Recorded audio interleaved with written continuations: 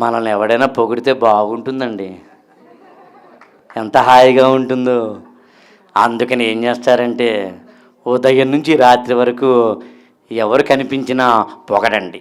ఆవిడ కూర బాగా వండిందనుకోండి, ఇంట్లో ఆవిడ ఒకవేళ బాగా వండకపోయినా మాడిపోయినా భలే ఉంది అనండి.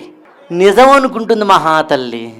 ఆనందంతో కనీసం మర్నాడైనా బాగా వండుతుంది. నువ్వు బాగా వండినప్పుడు ఆవిడ అడుగుతుంది ఎలా ఉందండి అంటుంది. చాలా సిగ్గుపడిపోతూ అలా అలా మెరుపు తీగలాగా కట్టిన వెనకాల నుంచి ఒక చిన్న సన్నని అలా ఉండి, మై డియర్ హబ్బీ ఎలా ఉంది అంటే, అప్పుడు నువ్వే ఉండవు పర్లే అంటావు నువ్వు.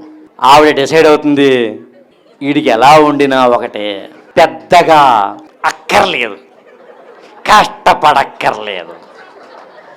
అందుకని భార్య బాగా వంట వండకపోతే కారణం ఈ ప్రబుద్ధుడే.